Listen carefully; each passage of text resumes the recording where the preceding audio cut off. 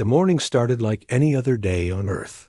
People went to work, children played in parks, and life moved at its normal pace. Nobody expected that in a few hours, everything would change forever. Admiral Kyle Harrison was drinking his coffee on the bridge of the USS Valiant when the alarms began to scream. The ship was orbiting Earth as part of the regular patrol duty. Kyle had been in the Space Navy for 20 years, but he had never heard alarms this loud or this urgent. "Sir, we have multiple contacts appearing on our sensors," shouted Lieutenant Amy Roberts from her station. Her voice was shaking with fear. "They're big, sir. Really big." Kyle put down his coffee cup and walked to the main screen. What he saw made his blood run cold. Massive ships were appearing out of nowhere, like ghosts becoming real. They were dark and twisted, with sharp edges that looked like they could cut through space itself. The largest ship was so huge that it blocked out the stars behind it. "How many?" Kyle asked, trying to keep his voice steady. 312 ships, sir," Amy replied. "The biggest one is 15 kilometers long. Our entire fleet could fit inside it." On Earth, Captain Lisa Morgan was having lunch in her office when every phone in the building started ringing at once. She was the head of Earth's Defense Command, and she had trained for this moment her whole life. But training and reality were two very different things. "Captain Morgan, we have a situation," said her assistant, running into the office. "Unknown ships have appeared in orbit. Lots of them." Lisa dropped her sandwich and ran to the command center. The room was full of people shouting and running around. On the giant screen at the front, she could see the alien ships floating above Earth like dark clouds before a storm. "Get me contact with all military bases," Lisa ordered, "and patch me through to the president." In his laboratory, Dr. Alan Carter was working on a new type of telescope when his computer started beeping. Alan was Earth's best expert on alien life, until today he had only studied it in theory. He looked at his screen and saw readings that made no sense. "This can't be right," he said to himself. The energy readings were off the charts. The alien ships were producing more power than the sun. Their technology was so advanced that human science couldn't even understand how it worked. Alan grabbed his phone and called his assistant. "Get me connected to Defense Command right now. We have a problem." Lieutenant Commander Jake Phillips was eating lunch in the cafeteria at NORAD when the emergency bells started ringing. Jake was responsible for tracking everything that flew in Earth's airspace. He had tracked planes, missiles, and even space junk. But he had never tracked anything like this. "Sir, you need to see this," called Sergeant Bill Murphy from across the room. "The satellites are picking up something huge." Jake ran to the control room and saw his worst nightmare on the screens. The alien ships were so big that they were blocking satellite signals. Their hulls were made of some kind of metal that human scanners couldn't identify. Worse, they were armed with weapons that could destroy entire cities. "Get the president on the line," Jake ordered, "and wake up everyone in the Pentagon. This is not a drill." The message came at exactly 3:47 p.m. Earth time. Every radio, television, and computer on the planet received it at the same time. The voice was cold and mechanical, like a machine trying to sound like a living thing. "Primitive species of the third planet. We are the Zephyrian Empire. We have conquered 47 star systems. We have never known defeat. You have 7 rotations of your planet to surrender unconditionally or face complete extinction. The Zephyrian Empire does not negotiate with lesser beings." The message repeated in every language on Earth. In New York, people stopped in the streets and stared at the screens in Times Square. In London, the Prime Minister was rushed to an underground bunker. In Tokyo, millions of people looked up at the sky, trying to see the alien ships with their own eyes. Director Helen Brooks was in a meeting when her phone buzzed with the emergency alert. Helen ran the Global Intelligence Agency, and she had files on every possible threat to Earth, but she had no files on the Zephyrians. "Get me everything we have on advanced alien civilizations," she told her team. "And I mean everything. Old reports, crazy theories, anything that might help us understand what we're dealing with." Her team worked faster than they had ever worked. Before, within an hour, they had a report that made Helen's heart sink. The Zephyrians were known throughout the galaxy as the most dangerous military force. They had ships that could crack planets in half. They had weapons that could boil oceans. And they had never lost a battle. "Their technology is at least 500 years ahead of ours," her chief analyst reported. "Maybe more. Our nuclear weapons would barely scratch their shields." Back on the USS Valiant, Admiral Kyle Harrison was trying to figure out what to do. His ship was the most advanced vessel in the human fleet, but compared to the alien ships, it was like a paper airplane next to a fighter jet. "Sir, we're getting reports from all over the system," said Lieutenant Roberts. "The aliens have ships near Mars, Jupiter, and Saturn. They've surrounded us completely." Kyle looked at the tactical display. The Zephyrian ships were arranged in perfect formation, like a net around Earth. There was no way to escape, and no way to fight back. Humanity was trapped. "Send a message to Earth Defense Command," Kyle ordered. "Tell them we're standing ready, but we need a miracle." On Earth, the world's leaders were gathering in emergency meetings. The President of the United States was in the White House Situation Room, surrounded by generals and advisors. The Secretary of Defense was pale and shaking. "What are our options?" the President asked. "Sir, we have three choices," said General Frank Miller. "We can surrender, we can fight, or we can try to negotiate. What happens if we fight? They'll destroy us in minutes. Our weapons can't penetrate their shields. Even if we used every nuclear weapon on Earth, we might damage one of their smaller ships. What about negotiation? They said they don't negotiate with lesser beings. I don't think they're interested in talking." The President looked around the room. Every face showed the same thing: fear and hopelessness. Humanity was facing extinction, and there seemed to be no way out. In laboratories around the world, scientists were working desperately to find some weakness in the alien technology. But the more they studied the ships, the more hopeless the situation became. The Zephyrians had energy shields that could stop anything humans could throw at them. They had weapons that could destroy cities from space. And they had enough ships to attack every major population center on Earth at the same time. As the sun set on what might be humanity's last day of freedom, people around the world looked up at the sky. They couldn't see the alien ships with their naked eyes, but they knew they were there, waiting, watching, preparing to destroy everything humans had ever built. The clock was ticking. 7 days to surrender or die. And nobody on Earth had any idea how to stop the most powerful military force in the galaxy. The second day after the alien arrival brought chaos to Earth.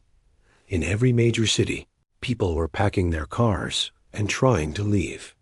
The highways were jammed with traffic that moved slower than walking speed.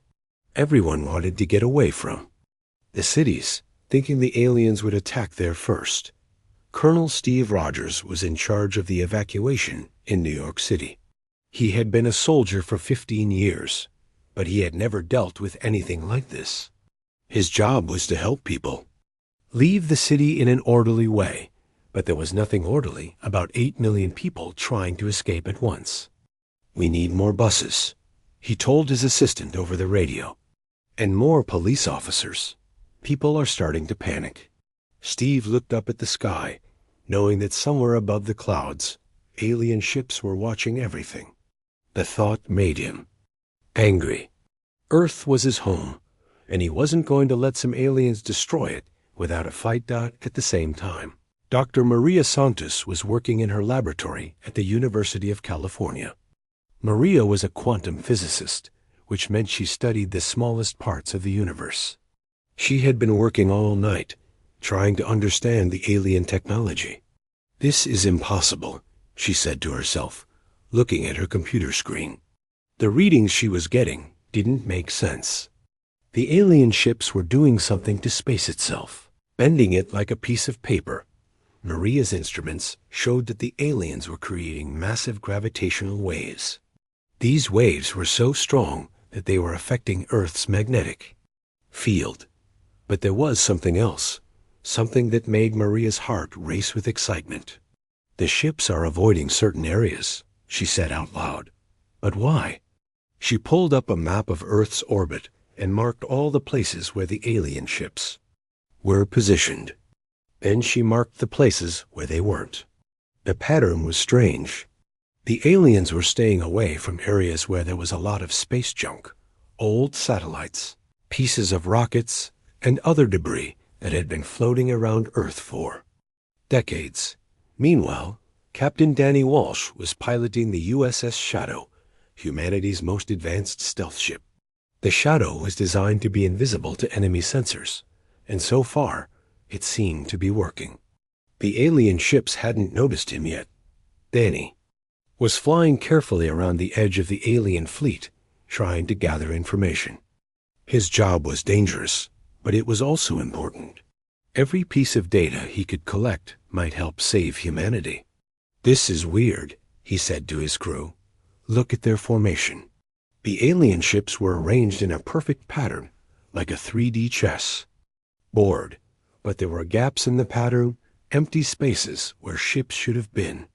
Danny counted the gaps and realized they were avoiding specific coordinates in space. "It's like they're dodging something," said his co-pilot, Lieutenant Nancy Green. "But our sensors don't show anything there." Danny made a note of the coordinates. Whatever the aliens were avoiding, it might be important. Back on Earth, Chief, Engineer Tom Bradley was working at the Orbital Defense Station. Tom was responsible for maintaining the satellites and space weapons that were supposed to protect Earth. He knew his weapons were useless against the aliens, but he kept working anyway. "Maybe we can't hurt them," he said to his team, "but we can still watch them." Tom had turned every sensor on Earth toward the alien fleet. Telescopes, radar stations, and satellite cameras were all focused on the enemy ships. What he saw made him think the aliens weren't as confident as they seemed. "They're scanning everything," he reported to his supervisor. "Deep space scans, surface scans, even scanning inside the planet. They're looking for something." The alien ships were using powerful sensors to examine every inch of the solar system. They were being very thorough, like they were searching for hidden weapons or secret bases. But Tom knew that Earth had no secret weapons that could threaten such advanced ships. "Why are they being so careful?" Tom wondered. "They could destroy us easily. Why are they taking so much time?" General Frank Miller was in the Pentagon War Room, surrounded by maps and computer screens. Frank had been a soldier for 30 years, and he had fought in wars all over the world. But he had never faced an enemy like this. "Report," he said to his aide. "Sir, the aliens are maintaining their positions. No change in their formation. But our observers report that their crews seem ... nervous." "Nervous?" Frank raised an eyebrow. "How can you tell?" "Their ships are constantly adjusting position. Small movements, but frequent. They're also running diagnostic checks on their weapon systems every few hours. It's like they're expecting trouble." Frank looked at the tactical display. The alien ships were definitely nervous about something. But what could make the galaxy's most powerful military force worried? "Keep monitoring them," Frank ordered, "and get me a report on anything unusual they're doing." In space, Admiral Kyle Harrison was still watching the alien fleet from the USS Valiant. Kyle had been studying the enemy ships for 2 days now, and he was starting to notice patterns in their behavior. "They're not just avoiding space junk," he told his science officer. "They're avoiding specific types of debris. Old satellites. From the 1960s, pieces of early space missions. Anything that's been up here for more than 50 years. "Maybe they're just being cautious," suggested Lieutenant Roberts. "No," Kyle said slowly. "This is something else. Get me a complete list of everything they're avoiding. I want to know what's so special about our old junk." The list was long and strange. The aliens were avoiding pieces of the first moon landing mission, fragments of early space stations, and even some meteor fragments that had been floating around Earth for decades. There was no obvious pattern, except that everything was old. Dr. Alan Carter was also studying the alien behavior from his laboratory. As Earth's top expert on alien life, Alan was supposed to understand what the visitors wanted. But the more he studied them, the more confused he became. "They're not acting like conquerors," he told his research team. "Conquerors are confident and aggressive. These aliens are acting like they're afraid of something." "Afraid of what?" asked his assistant. "I don't know, but they're definitely looking for something. And they're being very careful not to disturb certain areas of space around Earth." Alan pulled up a holographic display of the solar system. The alien ships were positioned in a sphere around Earth, but the sphere had holes in it. The holes were small, but they were there. "It's like they're trying to avoid stepping on landmines," Alan said. But what kind of landmines could threaten ships that advanced? As the third day began, the people of Earth were starting to realize that something was wrong with the alien invasion. The Zephyrians had given humanity 7 days to surrender, but they weren't acting like they were in control.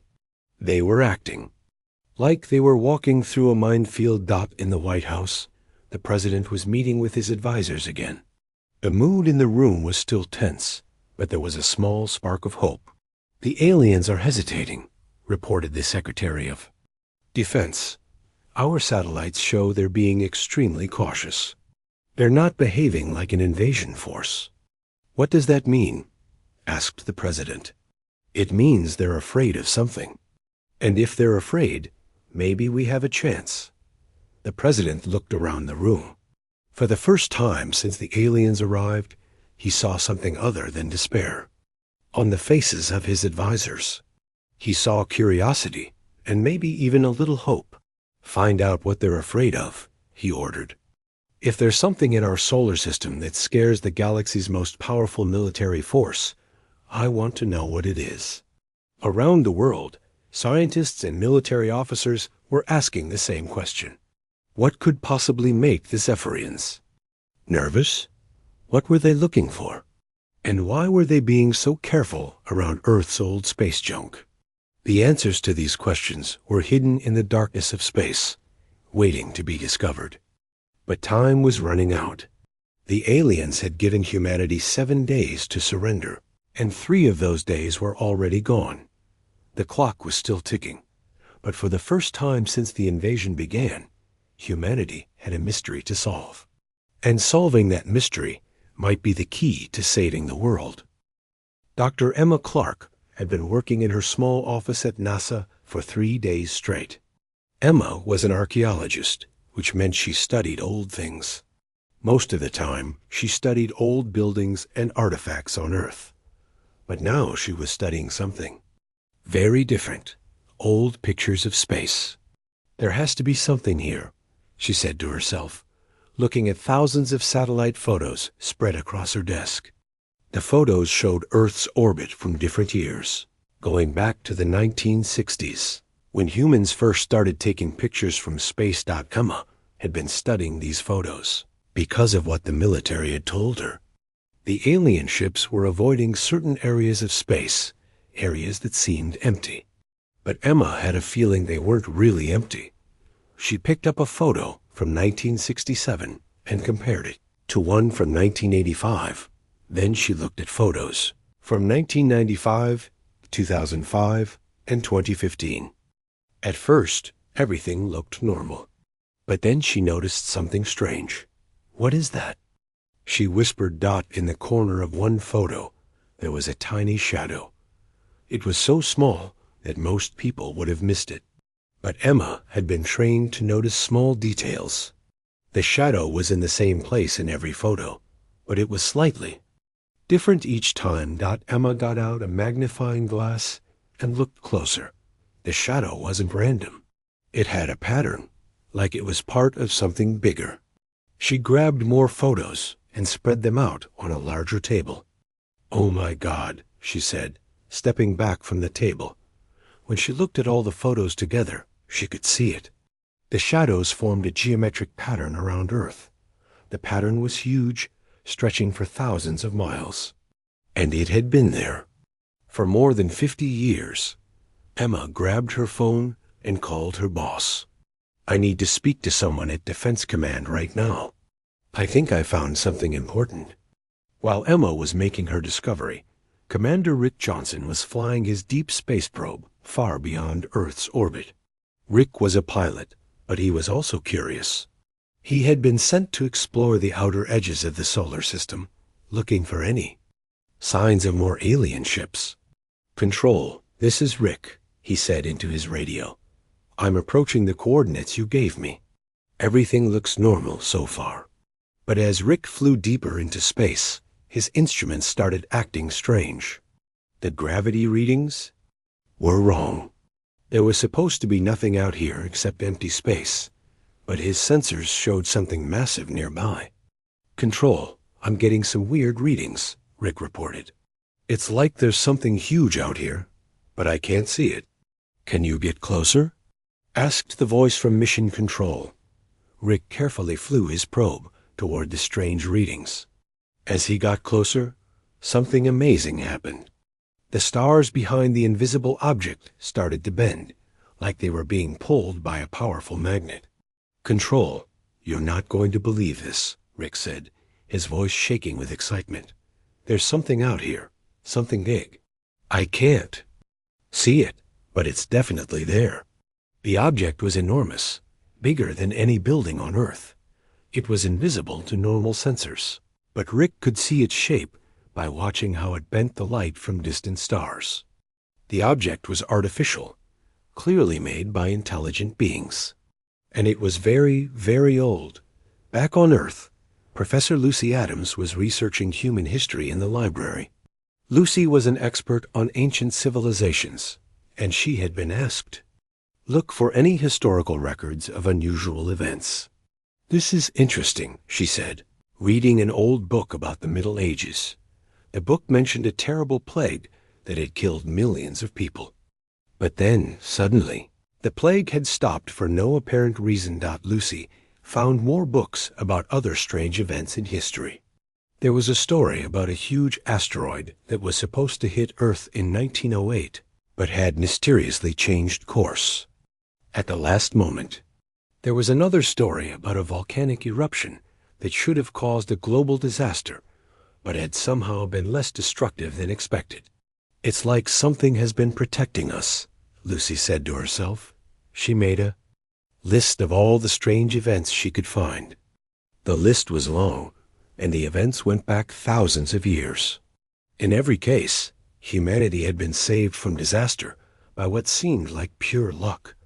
But Lucy didn't believe in luck. She believed in cause and effect. If humanity had been protected all these years, something must have been doing the protecting. Captain Ben Parker was leading a secret mission to investigate the coordinates where the alien ship seemed nervous. Ben was a brave pilot, and he had volunteered for the dangerous job of flying close to the areas the aliens were avoiding. "Okay, team," he said to his crew, "we're going to fly very slowly and carefully. If the aliens are afraid of something, we don't want to wake it up." Ben's ship was equipped with the most advanced sensors that human technology could provide. As they flew through space, the sensors were recording everything: energy readings, gravity measurements, and electromagnetic signals. "Captain, I'm getting some strange readings," said his science officer, Lieutenant Paul White. "There's definitely something here, but it's not showing up on our regular sensors." Ben looked at the readings and frowned. The numbers didn't make sense. According to the instruments, they were flying through empty space. But other readings suggested they were surrounded by some kind of structure. Try the quantum sensors. Ben ordered Paul switch to the experimental quantum sensors, and suddenly the screen lit up with incredible images. They were flying through what looked like a vast network of energy fields and force barriers. The network was invisible to normal sensors, but it was definitely there. "Captain, this is impossible," Paul said, staring at the screen. "This network is huge. It surrounds the entire Earth, and it extends out past the moon." "How long has it been here?" Ben asked. "Based on the energy decay patterns, I'd say thousands of years, maybe more." Meanwhile, Dr. Kelly Wright was working in her computer laboratory. Kelly was a specialist in artificial intelligence and computer systems. She had been asked to help analyze the strange energy patterns that were being detected around Earth. "This is definitely artificial," she said, looking at the data on her screen. "These energy patterns are too complex to be natural. They're like ... computer code." Kelly had been working with computers her whole life, and she could recognize programming patterns even in alien technology. The energy fields around Earth were behaving like a massive computer program. But what kind of program? She wondered. Kelly decided to try something dangerous. She attempted to interface her computer with the alien energy fields. It was risky. She might damage her equipment or even trigger some kind of defense system. But Kelly was careful. She started with tiny, gentle signals, like knocking softly on a door. At first, nothing happened. Then, slowly, something began to respond. "Hello," appeared on her screen. Kelly's heart started racing. Something was talking to her. Something that had been hidden around Earth for thousands of years. "Who are you?" she typed. "We are the Sentinel Grid," came the reply. "We are the guardians left behind by the architects." "The architects? Our creators. They came from the stars long ago, when your species was young. They built us to protect worlds like yours from the dangers of the galaxy." Kelly couldn't believe what she was reading. "You've been protecting Earth?" "Yes. We have been watching and waiting. We have prevented asteroids from striking your world. We have stopped plagues from spreading. We have guided your technological development. And now we are preparing to defend you from the Zephyrians." "The Zephyrians? The alien ships?" "They are one of the great predator species of the galaxy. They consume worlds and destroy civilizations. They have come to Earth many times throughout history, but we have always turned them away." Kelly felt a chill run down her spine. "They've been here before?" "Yes, but they do not remember. Each time they come, we erase their memory of this place. But this time is different. This time, their fleet is too large and too powerful. We cannot simply turn them away. We must make them disappear." "Disappear?" "Yes. We will remove them from this dimension and place them in a holding area where they cannot harm anyone. But first, we must wait for the right moment." Kelly stared at the screen, trying to understand what she was reading. Earth was protected by an ancient alien defense system. The system had been guarding humanity for thousands of years, and now it was preparing to save them from the most dangerous military force in the galaxy. "Why are you telling me this?" Kelly typed. "Because it is time for your species to know the truth. You are not alone in the universe. You have never been alone. And soon, you will be ready to take your place among the stars." All across Earth, scientists and military officers were making similar discoveries. The pieces of the puzzle were coming together, and the picture they revealed was incredible. Humanity was not defenseless. They had been protected all along by technology so advanced that it seemed like magic. The Zephyrians, the most feared military force in the galaxy, had walked into a trap that had been set thousands of years ago. But the trap had not been sprung yet.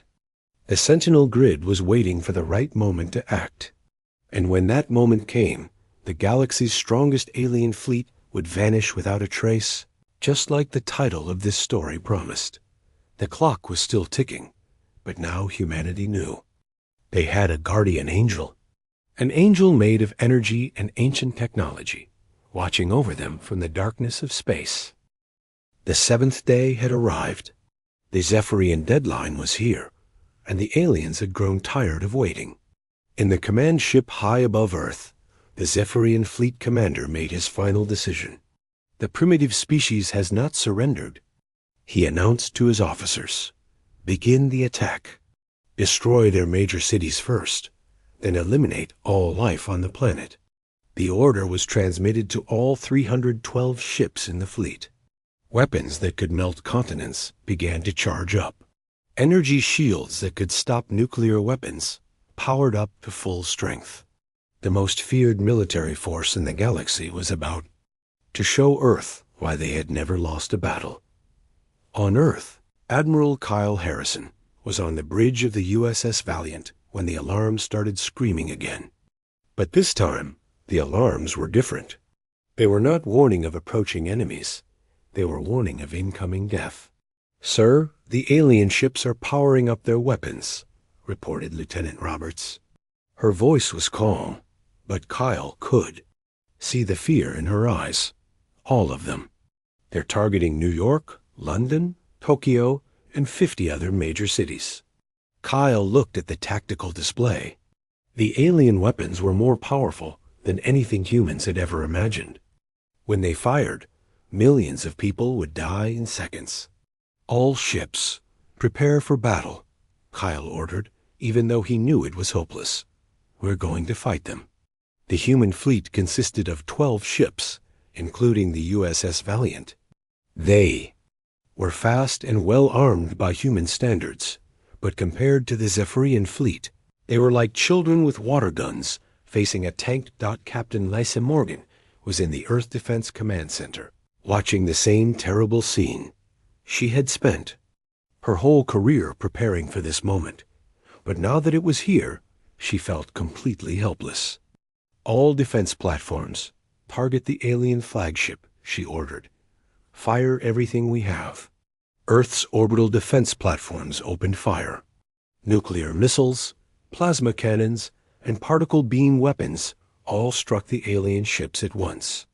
The attack was coordinated perfectly, using every weapon humanity had ever built. The weapons hit their targets and exploded in brilliant flashes of light. For a moment, it looked like the human attack had worked. But when the light faded, the alien ships were completely undamaged. Their shields had absorbed the entire attack without even flickering. "No effect," reported the weapons officer. "Their shields are too strong." At exactly 12 o'clock noon, Earth time, the Zephyrian fleet opened fire. Beams of energy brighter than the sun shot down toward Earth's major cities. The beams were so powerful that they could be seen from space, like deadly. Lightning striking the planet, but something impossible happened. The beams hit invisible barriers and stopped completely. The energy weapons that could destroy continents were absorbed by shields that nobody could see. "What the hell?" said the Zephyrian fleet commander, staring at his screens in disbelief. Doctor Kelly Wright was watching from her computer lab as the Sentinel grid came alive. Her screen was filled with data showing the ancient defense system activating after thousands of years of sleep. "It's working," she said, typing frantically. "The grid is absorbing their weapons fire." On her screen, the Sentinel grid responded. "Phase 1 complete. The enemy weapons have been neutralized. Beginning Phase 2. Around Earth, invisible force fields began to appear. They were huge, stretching for miles in every direction. The force fields moved slowly through space, surrounding the alien ships like invisible nets. Admiral Kyle Harrison watched in amazement as the enemy began to panic. The alien ships were trying to move, but they couldn't. Something was holding them in place. Sir, the alien ships are trapped, reported Lieutenant Roberts. They're firing at something, but we can't see what. On the alien flagship, the fleet commander was screaming orders at his crew. Full power to engines. Break free from whatever is holding us.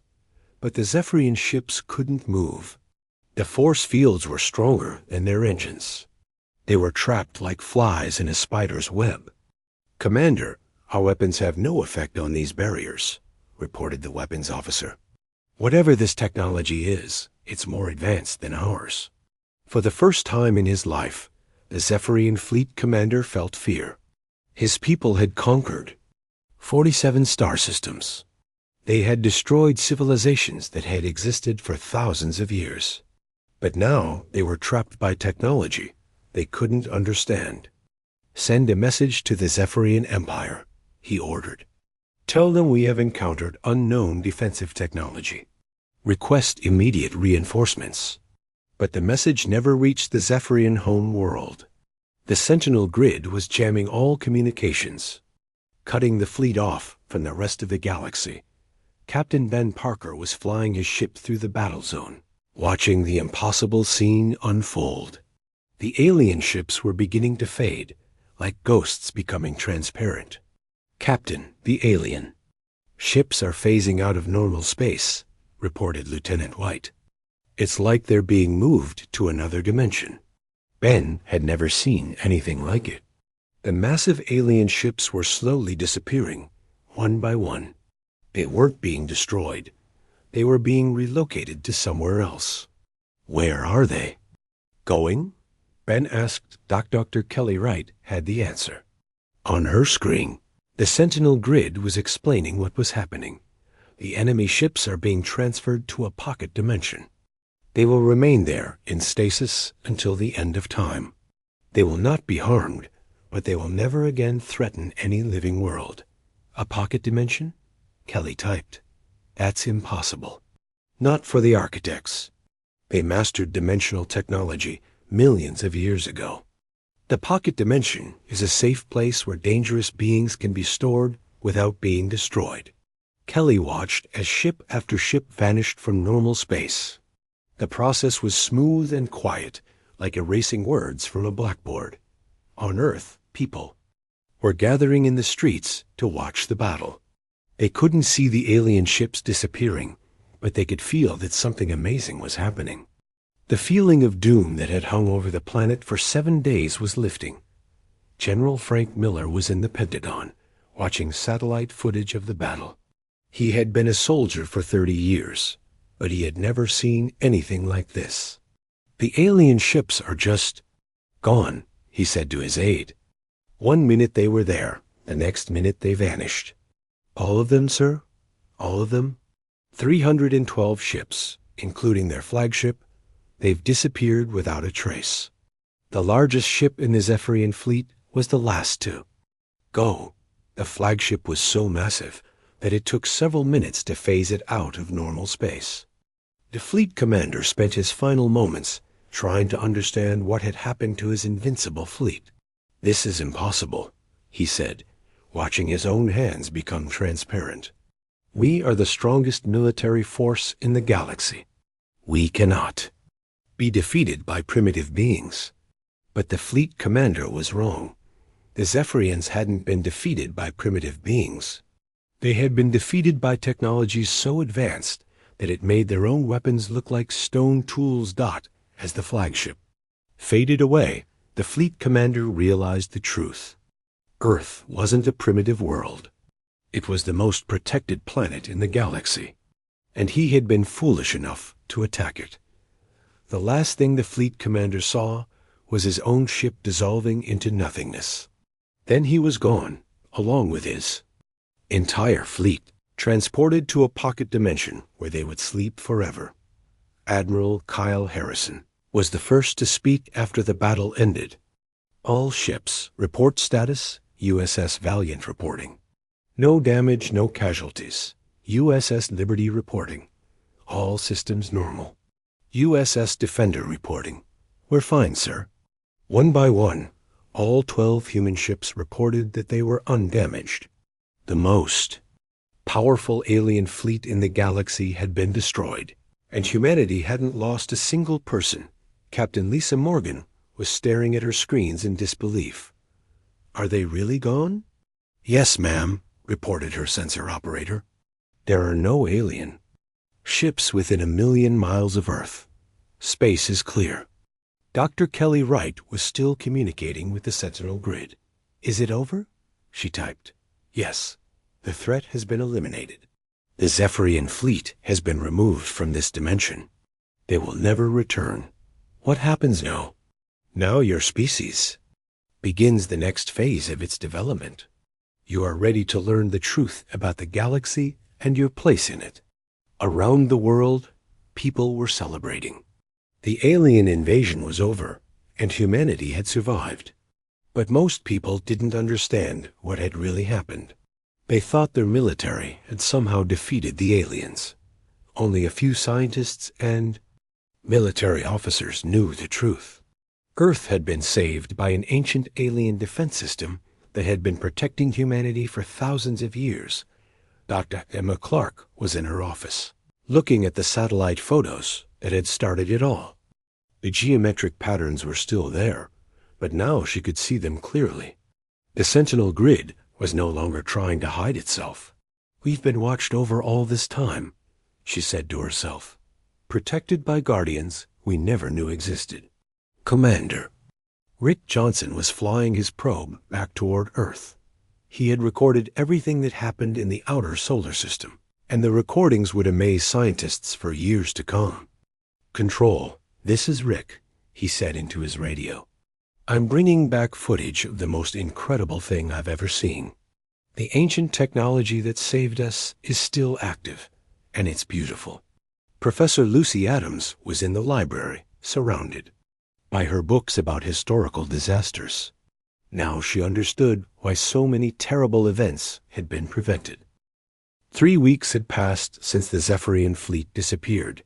The world was slowly returning to normal, but nothing would ever be the same again. Humanity had learned that they were not alone in the universe, and that knowledge changed everything. Director Helen Brooks was in her office at the Global Intelligence Agency, reading reports from around the world. Every major government was trying to understand what had happened during the invasion, but only a few people knew the real truth. "We need to tell the world," she said to her assistant. "People have a right to know about the Sentinel grid." But the president had decided that the truth was too dangerous. If people knew that Earth was protected by ancient alien technology, it might cause panic or change the way humanity developed. For now, the official story was that the alien fleet had retreated for unknown reasons. Dr. Maria Santos was working in her expanded laboratory. The government had given her unlimited funding to study the Sentinel grid. Every day, she learned something new about the ancient technology that surrounded Earth. "The energy patterns are incredible," she told her research team. "This technology is millions of years ahead of anything we can build. It's like comparing a spaceship to a stone wheel." Maria had been granted permission to study the grid, but she was forbidden from trying to copy or reverse engineer it. The technology was too advanced and too dangerous for humanity to use. Dr. Kelly Wright was still communicating with the Sentinel grid from her computer lab.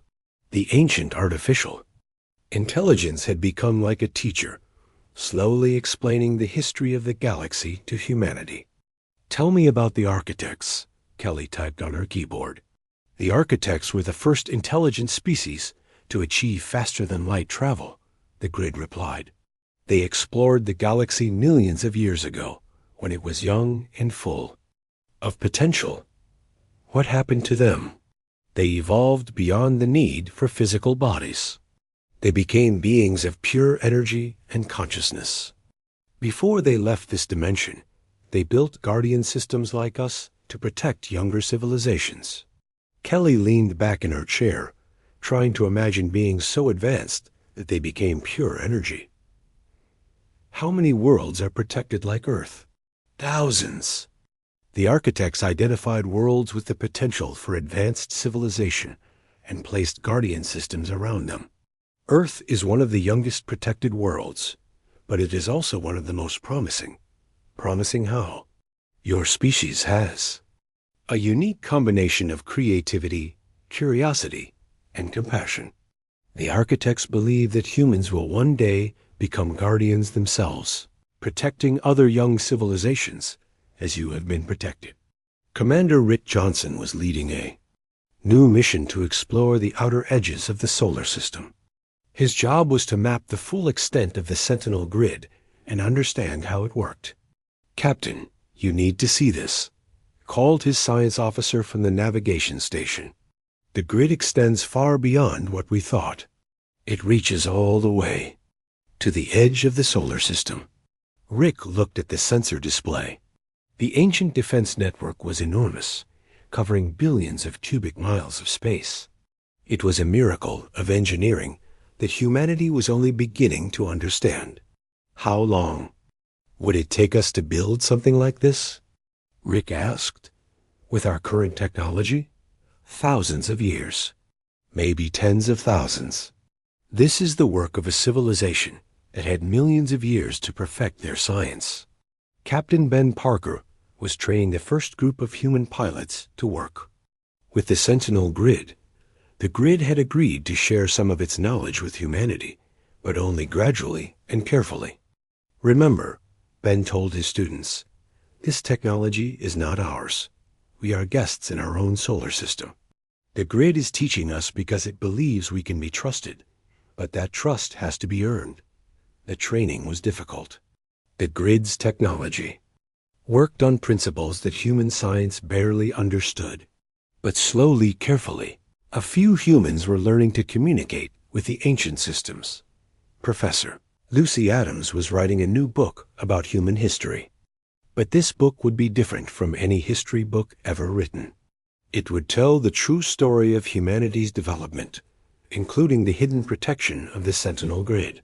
Every major turning point in human history, she wrote, was influenced by our unseen guardians. The development of agriculture, the Renaissance, the Industrial Revolution, the Space Age, all were gently guided by the architect's plan. Lucy's book would never be published for the general public.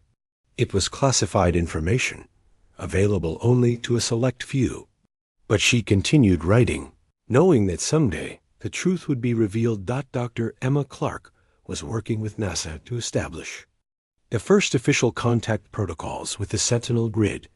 Her job was to help humanity learn to work with their guardians without becoming dependent on them.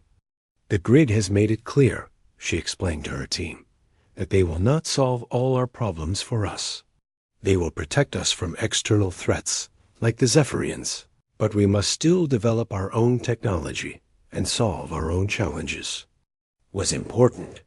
The architects had learned that civilizations that became too dependent on guardian technology never developed their full potential. Humanity needed to grow and learn on their own. Admiral Kyle Harrison was now in command of the new Space Defense Force. His job was to prepare humanity for the day when they would no longer need the Sentinel grid's protection. "We can't rely on our guardians forever," he told his officers.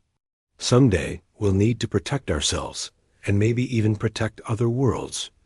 We need to be ready for that responsibility."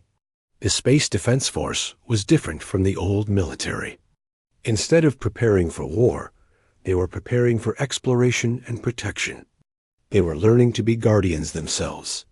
General Frank Miller was working with scientists around the world to develop new technologies based on what they had learned from the Sentinel grid. The grid had shared some basic principles of advanced physics, but humanity would need to develop the applications themselves. "We're not trying to copy their technology," Frank explained to his research team. "We're trying to understand the principles behind it so we can develop our own version." Progress was slow, but it was progress. Human scientists were making breakthroughs in energy production, space travel, and materials science. The knowledge shared by the grid was helping humanity take the next step in their development. Dr. Alan Carter was establishing the first xenobiology Research Center. His job was to study the few samples of Zephyrian technology that had been left behind when the fleet vanished. The Zephyrians were advanced, he told his research team, but they were also limited. They focused on weapons and conquest. They never developed the kind of protective technology that the architects created. Alan's research was helping humanity understand the difference between destructive and constructive uses of advanced technology. The architects had chosen the path of protection and guidance. The Zephyrians had chosen the path of conquest and destruction. Captain Lisa Morgan was now in charge of the Global Defense Coordination Center. Her job was to monitor space around Earth and coordinate with the Sentinel Grid to identify any new threats. The Grid has warned us that the Zephyrians are not the only dangerous species in the galaxy, she told her staff. There are others, and some of them are even more dangerous. But Lisa wasn't worried. The Sentinel Grid had protected Earth for thousands of years, and it would continue to protect humanity as they developed. And someday, humans would be strong enough to help protect other worlds. 1 year after the Zephyrian invasion, President Williams held a secret meeting with the world's leaders. The time had come to make a decision about how much of the truth to reveal to humanity. The people are asking questions, he said. They want to know what really happened to the alien fleet. How long can we keep this secret? The debate went on for hours. Some leaders wanted to reveal everything immediately. Others wanted to keep the secret forever. In the end, they decided to reveal the truth gradually, over many years, as humanity became ready to handle it. Dr. Kelly Wright was still communicating with the Sentinel Grid daily. The ancient AI had become like a wise teacher, helping humanity understand their place in the galaxy. When will we be ready to protect other worlds? Kelly asked. That depends on your species, the Grid replied. The architects estimate that it will take between 500 and 1,000 years for humanity to develop the necessary technology and wisdom. That's a long time. For a species that has existed for millions of years, it is a very short time. The architects are patient. They understand that true development cannot be rushed. Kelly smiled. Humanity was still young, but they were growing. And someday, they would become the guardians of other young civilizations, just as they had been. Protected, the Sentinel Grid continued its watch, invisible and patient. The ancient technology that had saved Earth from the Zephyrians would continue to protect humanity as they developed into a spacefaring civilization. And in the depths of space, in a pocket dimension beyond normal reality, the Zephyrian fleet slept.